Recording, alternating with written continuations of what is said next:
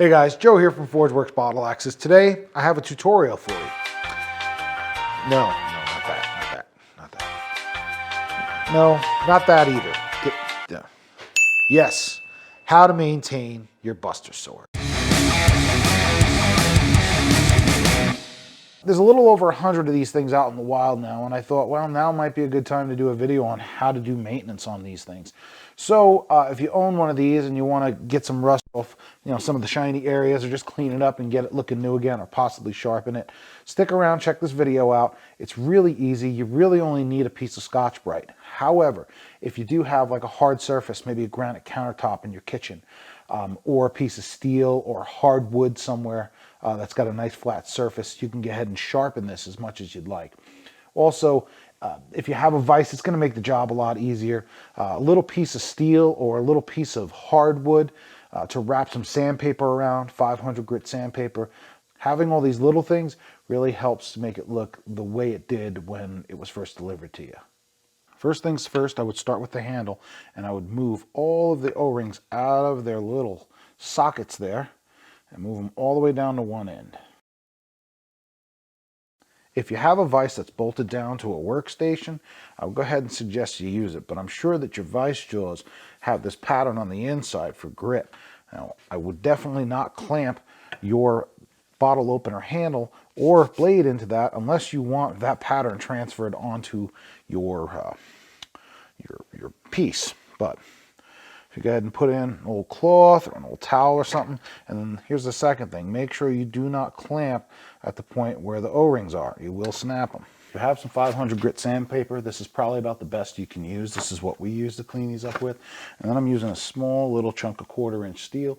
If you don't have a small chunk of 1/4 inch steel, a small piece of wood or any small flat solid surface would work for this. I'm going to go ahead and cut the 500 grit into long strip, and then I'll wrap it up in the steel.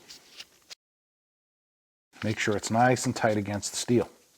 Now you have a bunch of different layers underneath here, and as you go, and as you ruin a piece, you can just rip it off and work with the next piece. By going through all this, it takes out any imperfections into the blade, and the more you do it, the better it's going to look in the end. Now I usually go in an X pattern or crosshatch, and that's going to go ahead and if you crosshatch it, it's going to bring everything down nice and flat. Now, here's another thing.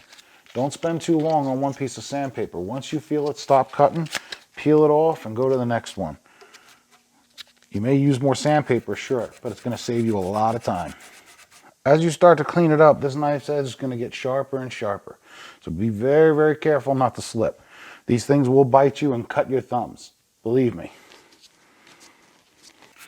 When you're doing this, make sure that you're keeping whatever piece that you're using to hold flat against this blade. Make sure that you don't slip and run it onto the dark part of the blade. Once you sand that off, it's gone. So be sure to keep your piece, be sure to keep your solid piece against this plane. And don't run it against this plane.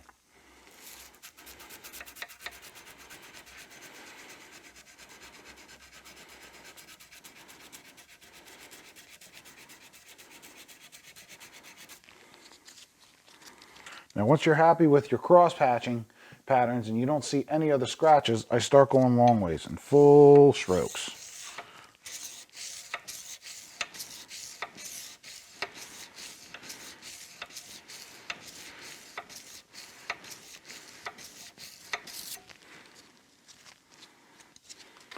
I usually go through about 1 or 2 of these strips per side.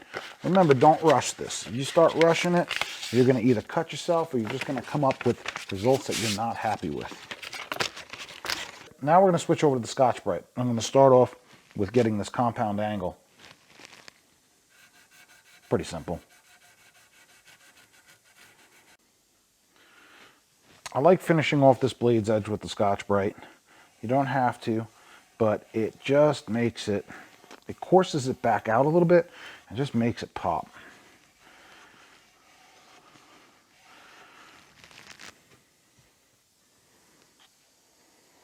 Now we're going to move up to what I call the T plates. That's going to be these two here.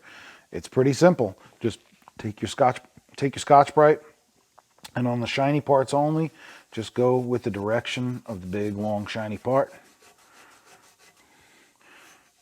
And just, like I said, don't hit the brown section of the blade. Apply pressure just on that one little skinny strip. Do that on both sides.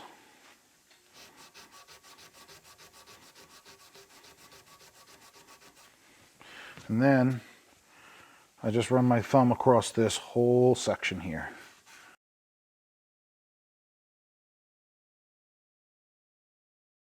Let's go ahead and switch this around in the vise. This time we're going to go blade in first.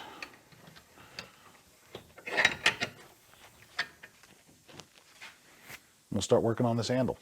Something I'd like to point out, when you do clamp down your workpiece into your vise, make sure it's tight enough to when you're sanding on it, it doesn't move. Because if it starts sliding in there, even this cloth might take off that well-quenched finish. So the O-ring should still be down here at the bottom. And you guessed it, you're going to take the Scotch-Brite and just start working it around.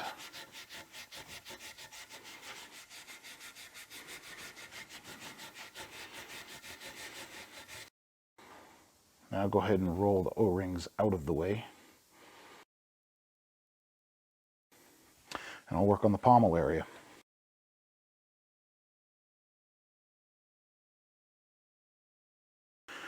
On the pommel, I go around just like I do on the handle. But on the bottom side, I run perpendicular. All right, let's say you want to sharpen your blade. You're going to need a flat surface for this. I opted to use this piece of aluminum over my trash can. Good enough. What I'm going to go ahead and do is lay a piece of 220, and I'm going to lay it out on the flat surface. Now I'm going to go ahead and take the blade, and I'm going to lay it at an angle to where I'm not quite sitting on this plane, but it's also not too steep to where I'm going to dull this out.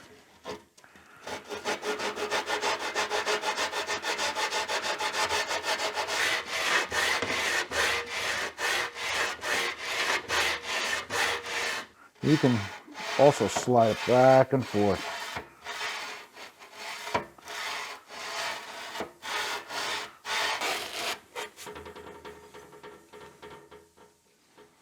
Yeah, that's pretty sharp. Yeah, it worked really well. This thing's pretty sharp. All right, guys, I hope this video has helped. Your sword is now cleaned up. It's a little bit more sharp. Keep in mind, as far as sharpness goes, this is mild steel. Now, while I did harden it, mild steel only hardens so much. Something else to consider, you can only get it so sharp. Most chef's knives are made from 1/8 inch or thinner. This is 1/4 inch. And the bevel is only about 1 centimeter wide. So to go from 1/4 inch all the way down to a knife's point, physics will only allow you to sharpen this so much. So keep that in mind that these aren't truly knives. These are bottle openers with some cutting capability, but they look fucking badass. So, guys, thanks again for watching. Merry Christmas. Cheers.